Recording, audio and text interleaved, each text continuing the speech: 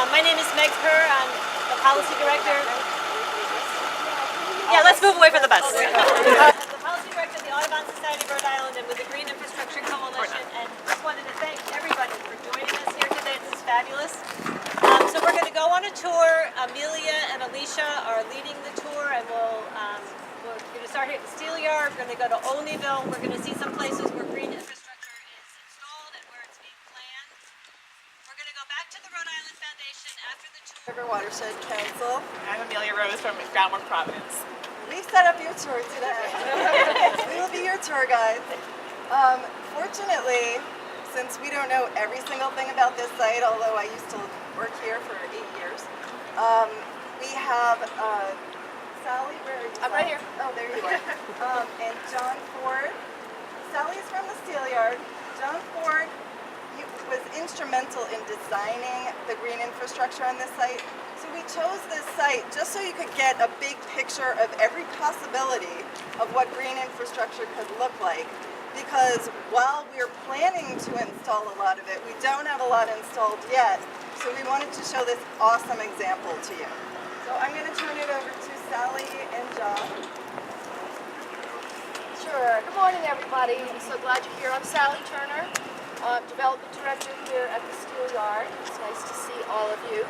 So I've only worked here for a few months, but I was part of this remediation. Hi, Greg. You're on camera.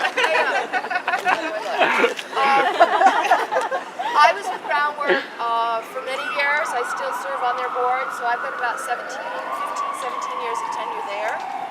So I was a little bit involved in this particular remediation of the site, although John is the one that can give you all of the specifics. One thing I do want to mention to you is that as we talk about the permeable surfaces, is the maintenance of them.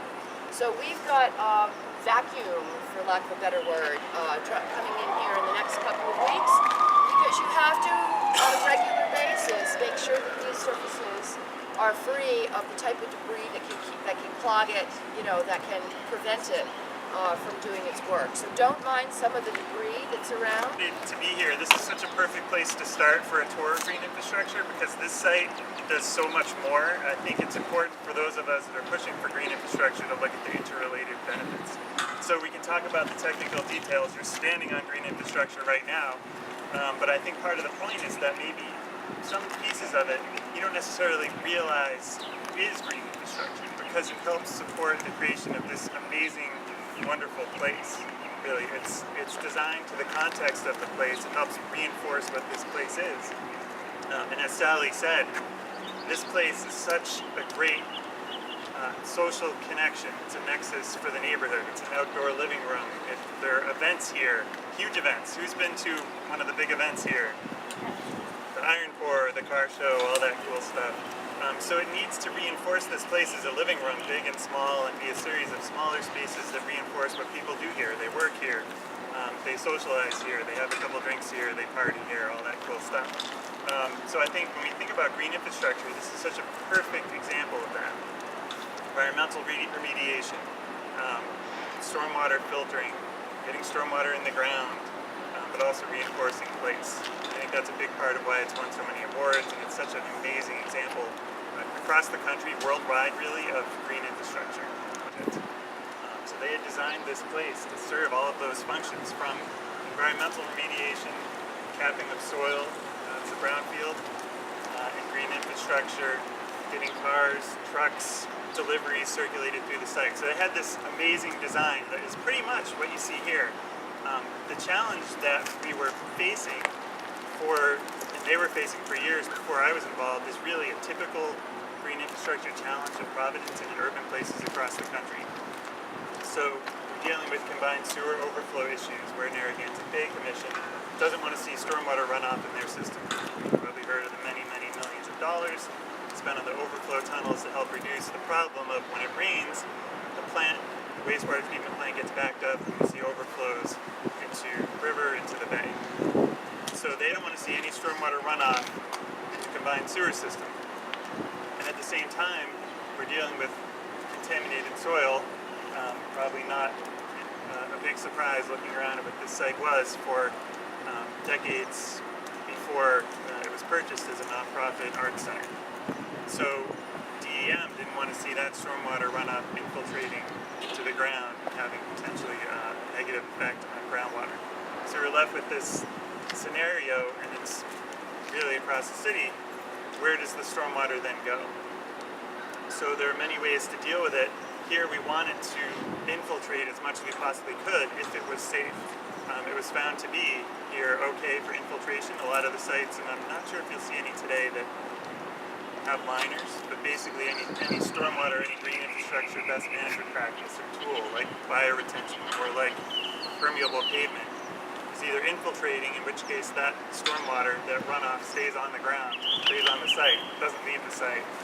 But all of those practices can still filter, even if that stormwater isn't allowed to leach into the ground because of the contaminated soils below. So you can put in an impermeable liner, and that same vegetation can still filter pollutants, can still catch sand, sediment, and keep it on site, even if the runoff then flows through and out. So here we had a negotiation, as we always do, with DEM, our friends at DEM, Narragansett Bay Commission, and what we ended up as, this site is a redevelopment site, so the bar was a little bit lower in terms of the DEM stormwater manual, but it still is designed to filter and infiltrate the 1-inch storm event, which means that all of those small storms over the year, which make up the majority of the annual runoff volume, are filtered and infiltrate before overflow to the Narragansett Bay Commission system. So what we have on site, we have pretty much, it's a laboratory for green infrastructure, permeable concrete, permeable pavers. We have another kind of permeable kind of interlocking grid system over there. We have 5 or 6, I can't remember, bioretention systems, all of which are designed to catch stormwater runoff off impervious surfaces.